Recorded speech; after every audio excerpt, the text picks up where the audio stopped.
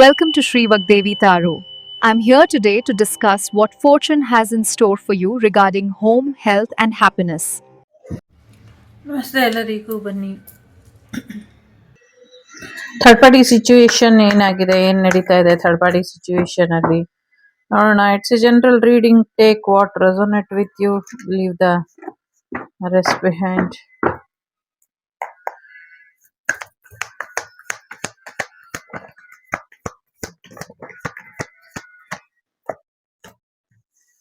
ಹಳೆದನ್ನೆಲ್ಲ ಮರೆಯೋದಕ್ಕೆ ಪ್ರಯತ್ನ ಪಡ್ತಿದ್ದಾರೆ. ಥರ್ಡ್ ಪಾರ್ಟಿ ಸಿಚುವೇಶನ್ ಅಲ್ಲಿ ತುಂಬಾನೇ ನೆಗೆಟಿವಿಟಿ ಇದೆ, ಬ್ಲ್ಯಾಕ್ ಮ್ಯಾಜಿಕ್ ಎನರ್ಜಿ ಇದೆ.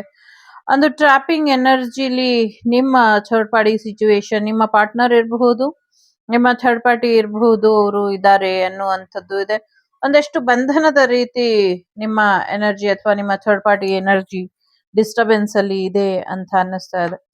ಎಲ್ಲೋ ಒಂದ್ ಕಡೆ ಅವರು ಇನ್ನ ಒಂದಷ್ಟು ಫೈನಾನ್ಷಿಯಲಿ ಪ್ರಾಬ್ಲಮ್ ಅಲ್ಲಿ ಸಿಕ್ಕಾಕೊಂಡಿದ್ದಾರೆ. ಅದಕ್ಕೋಸ್ಕರ ಅವ್ರ ಜೀವನದಲ್ಲಿ ಇರುವಂತ ನೆಗೆಟಿವಿಟಿನ ಅಥವಾ ಬ್ಲ್ಯಾಕ್ ಮ್ಯಾಜಿಕ್ ಎನರ್ಜಿನ ಅವರು ರಿಮೂವ್ ಮಾಡ್ಕೊಳ್ಳೋದಕ್ಕೆ ಆಗ್ತಾ ಇಲ್ಲ. ಆ ಒಂದು ಸಮಸ್ಯೆಯಲ್ಲಿ ಅವರು ಸಿಕ್ಕಾಕೊಂಡಿದ್ದಾರೆ ಅನ್ನುವಂಥದ್ದು ಇದೆ.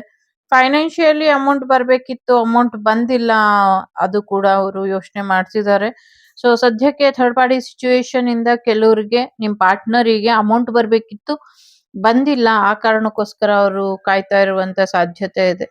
ಎಲ್ಲೋ ಒಂದ್ ಕಡೆ third party situation end of the week ಅಥವಾ ಎಂಡ್ ಆಫ್ ದಿ ಮಂತ್ ಅಲ್ಲಿ ಒಂದು ಹೊಸ ಆಯಾಮ ತಗೊಳ್ಳುವಂತ ಸಾಧ್ಯತೆ ಇದೆ.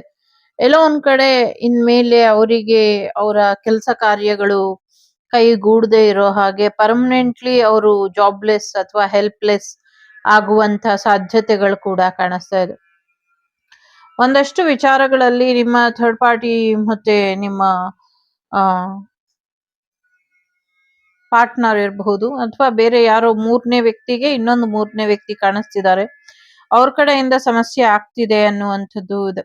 ಸೊ ಯಾರಿಗೋ ಮಿಸ್ಕ್ಯಾರೇಜ್ ಆಗುವಂತ ಸಾಧ್ಯತೆ ಇದೆ, ಸ್ವಲ್ಪ ನೋಡ್ಕೊಳ್ಳಿ. ಕಣ್ಣಿನ ಆರೋಗ್ಯದಲ್ಲಿ ಸಮಸ್ಯೆ ಆಗ್ತಾ ಇದೆ, ಅದನ್ನ ತೋರ್ಸ್ಕೊಳ್ಳಿ ಅನ್ನುವಂಥದ್ದು ಕೂಡ ಇದೆ. So, ಒಂದಷ್ಟು ರೀಬರ್ತ್ ಎನರ್ಜಿ ಇಲ್ಲಿ ಇದೆ.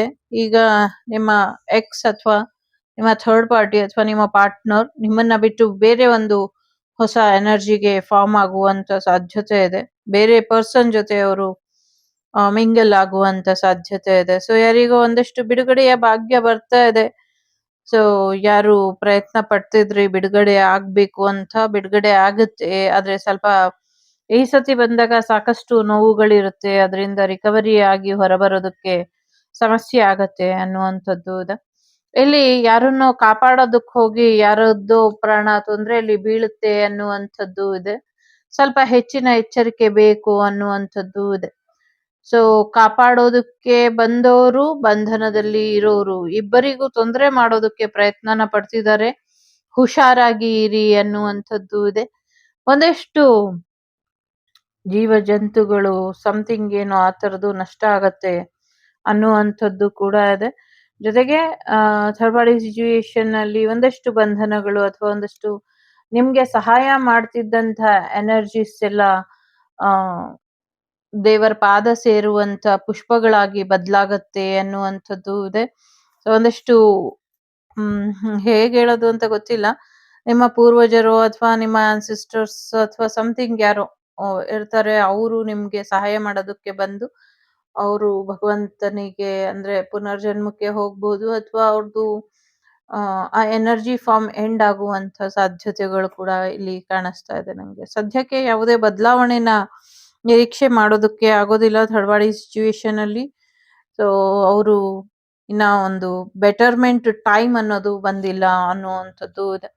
ಸದ್ಯಕ್ಕೆ ನಿಮ್ಮ ಥರ್ಡ್ ಪಾರ್ಟಿ ಮತ್ತೆ ನಿಮ್ಮ ಪಾರ್ಟ್ನರ್ ಇಬ್ರು ಒಂದಾಗಿದ್ದಾರೆ ಅಂತ ನೀವು ಯೋಚನೆ ಮಾಡ್ಕೊಂಡು ನಮ್ ಟೈಮ್ ಅನ್ನ ವೇಸ್ಟ್ ಮಾಡೋದನ್ನ ನಿಲ್ಸಿ. ಸೊ ಕೆಲಸ ಕಾರ್ಯದ ಕಡೆ ಗಮನನ ಕೊಡಿ ಅನ್ನುವಂಥದ್ದು ಇದೆ. ಎಲ್ಲಕ್ಕಿಂತ ಮುಖ್ಯವಾಗಿ ಒಂದಷ್ಟು ಬಿಸ್ನೆಸ್ ವಿಚಾರವಾಗಿ, ದುಡ್ಡಿನ ವಿಚಾರವಾಗಿ ನಿಮ್ ಪಾರ್ಟ್ನರ್ ತುಂಬಾ ಸ್ಟ್ರಾಂಗ್ ಆಗಿ ಯೋಚನೆ ಮಾಡ್ತಿದ್ದಾರೆ ಅನ್ನುವಂಥದ್ದು ಇದೆ. ಸೊ ಎಲ್ಲೋ ಒಂದ್ ಕಡೆ ನಿಮ್ಮ ಥರ್ಡ್ ಪಾರ್ಟಿ ಸಿಚುವೇಶನ್ ಇಲ್ಲಿ ಯಾರಿರ್ತೀರಾ ಅಥವಾ ಯಾರಿದ್ದಾರೆ, ನಿಮ್ಮ ಬಗ್ಗೆ ಅಥವಾ ನಿಮ್ ಪಾರ್ಟ್ನರ್ ಬಗ್ಗೆ ನೀವೇನು ಪ್ರಯೋಗ ಮಾಡೋದಕ್ಕೆ ಅಥವಾ ಒಂದು ರೀತಿ ಬ್ಲ್ಯಾಕ್ ಮ್ಯಾಜಿಕ್ ಮಾಡೋದಕ್ಕೆ ಕೊಟ್ಟಿದ್ರಿ, ಸೊ ಆ ಬ್ಲ್ಯಾಕ್ ಮ್ಯಾಜಿಕ್ ಮಾಡುವಂತ ಪರ್ಸನ್ಸ್ ಏನಿದ್ದಾರೆ ನಿಮ್ಮ ಅದೃಷ್ಟನ, ನಿಮ್ಮ ಪಾರ್ಟ್ನರ್ ಅದೃಷ್ಟನ, ಮತ್ತೆ ನಿಮ್ಮ ಥರ್ಡ್ ಪಾರ್ಟಿ ಅದೃಷ್ಟನ ಫೈನಾನ್ಷಿಯಲಿ, ಮತ್ತೆ ಸ್ಪಿರಿಚುವಲಿ, ಮತ್ತೆ ನಾಲೆಜಬಲಿ 3 ರೀತಿಲೂ ವ್ಯವಹಾರ ಎಲ್ಲ ನಿಂತು ಹೋಗ್ಬೇಕು ಅನ್ನುವಂಥ ಕಾರಣಕ್ಕೆ, ಜ್ಞಾನ ಸ್ಟಾಪ್ ಆಗ್ಬೇಕು ಅನ್ನುವಂಥ ಕಾರಣಕ್ಕೆ, ಮತ್ತೆ ಊಟ ತಿಂಡಿಯ ವಿಚಾರದಲ್ಲೂ, ಮತ್ತೆ ಒಂದಷ್ಟು ಹಾಕೊಳ್ಳೋದಕ್ಕೆ ಬಟ್ಟೆನೂ ಇಲ್ದಿರ, ಊಟಕ್ಕೆ ಕಾಸು ಇಲ್ದಿರ, ಮಾಡೋದಕ್ಕೆ ಕೆಲ್ಸಾನೂ ಇಲ್ದಿರ, ಬರೀ ಮಲ್ಕೊಂಡು ಕುತ್ಕೊಂಡು ಟೈಮ್ ಪಾಸ್ ಆಗಿ ಬಿಖಾರಿ ಆಗೋ ತರ, ಬಾಡಿಗೆ ಕಟ್ಟೋದಕ್ಕೂ ಆಗ್ದಿರೋ ತರ ಮಾಡ್ಬಿಟ್ಟು, ಎಲ್ಲವೂ ಕೂಡ ನಿಮ್ಗೆ ಒಂದ್ ನಿಮಿಷ ಸಿಟ್ಟಿರ್ಬಹುದು, ಅಥವಾ ಅವ್ರು ನಿಮ್ಗೆ ಜೀವನ ನರಕ ಮಾಡಿರ್ಬಹುದು.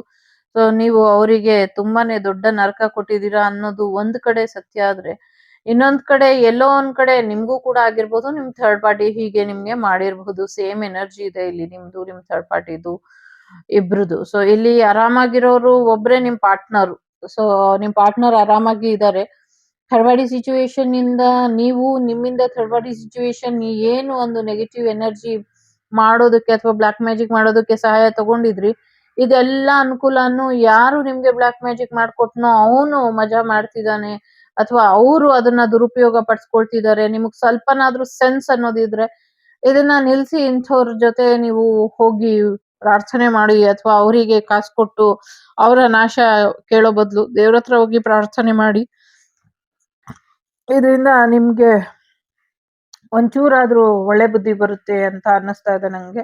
ಇವನ್ ನಿಮ್ ಪಾರ್ಟ್ನರ್ ಅವರಿಗೂ ಕೂಡ ಸೊ ಸ್ವಲ್ಪ ಹೆಚ್ಚಿನ ಗಮನನ ಕೊಡಿ. ನೀವು ಕೂಡ ಸದ್ಯಕ್ಕೆ ಮುಂದಿನ ದಿನಗಳಲ್ಲಿ ನಿಮ್ಗೆ ಇದು ಕರ್ಮ ರಿಟರ್ನ್ ಆದಾಗ ಅದು ಸಹಾಯಕ್ಕೆ ಯಾರು ಇಲ್ದಿರ ಹೋಗ್ಬಹುದು ಅನ್ನುವಂಥದ್ದು. ಯಾರ್ದೋ ತಲೆಗೆ ಸ್ವಲ್ಪ ಪೆಟ್ಟಾಗಿದೆ, ಸರಿಯಾದ ರೀತಿಲಿ ತೋರ್ಸ್ಕೊಳ್ಳಿ ಅನ್ನುವಂಥದ್ದು ಇದೆ.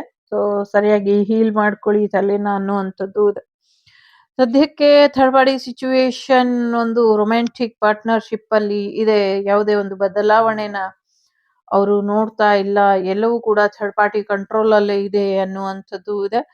ಸೊ ಹಾಗಾಗಿ ಥರ್ಡ್ ಪಾರ್ಟಿ ಸಿಚುವೇಶನ್ ಇಂದ ಅವರು ಹೊರಬರೋದಕ್ಕೆ ಇನ್ನ ಸ್ವಲ್ಪ ಸಮಯ ಬೇಕು. ನಿಮ್ ಪಾರ್ಟ್ನರ್ ಏನಿದ್ದಾರೆ, ಸೊ ಅವ್ರನ್ನ ಬಿಟ್ಕೊಡ್ಬಾರ್ದು ಅನ್ನುವಂಥ ಕಾರಣಕ್ಕೆ ಥರ್ಡ್ ಪಾರ್ಟಿ ನಿಮ್ ಪಾರ್ಟ್ನರ್ ಜೊತೆನೂ ಇದ್ದಾರೆ, ಬೇರೆಯವ್ರ ಜೊತೆನೂ ಇದ್ದಾರೆ, ಬೇರೆಯವ್ರ ಜೊತೆನೂ ಇದ್ದಾರೆ, ಮತ್ತೆ ಬೇರೆಯವ್ರ ಜೊತೆನೂ ಇದ್ದಾರೆ. ಸೊ ಇಲ್ಲಿ ಆಲ್ಮೋಸ್ಟ್ 3-4 ಥರ್ಡ್ ಪಾರ್ಟಿ ಜೊತೆ ಇದ್ದಾರೆ.